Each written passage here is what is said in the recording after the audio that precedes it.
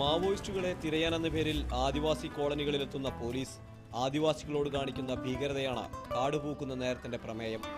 സ്കൂളുകൾ കയ്യേറി ക്യാമ്പുകളാക്കി മാറ്റുന്ന പോലീസ് കാട്ടിനുള്ളിൽ കാണപ്പെടുന്ന സ്ത്രീയെ മാവോയിസ്റ്റ് എന്ന് മുദ്രകുത്തി വേട്ടയാടുകയും ചെയ്യുന്നു. വിവിധ അന്താരാഷ്ട്ര ചലച്ചിത്രമേളകളിൽ പ്രദർശിപ്പിച്ച ചിത്രം തിരുവനന്തപുരം ഫിലിം ഫെസ്റ്റിവലിലെ മത്സര വിഭാഗത്തിലും ഇടം പിടിച്ചിരുന്നു. റിമ കല്ലിങ്കൽ, ഇന്ദ്രജിത്ത്, പ്രകാശ് ബാരി തുടങ്ങിയ താരനിരയാണ് ചിത്രത്തിലേത്. എറണാകുളം പത്മ തിയേറ്ററിൽ ചിത്രത്തിന്റെ ആദ്യ പ്രദർശനം കാണാൻ താരങ്ങളും അണിയറ പ്രവർത്തകരുമെല്ലാം എത്തി. ഈ വർഷം റിലീസാകുന്ന ആദ്യ മലയാള ചിത്രം കൂടിയാണ് കാടുപൂക്കുന്ന നേരം. കുറച്ച് കൂടുതൽ തിയേറ്ററുകൾ കിട്ടുന്നുണ്ട്. പിന്നെ സമരത്തിലുള്ള തിയേറ്ററുകളല്ല നമ്മൾ സിനിമ റിലീസ് ചെയ്തിരിക്കുന്നത്.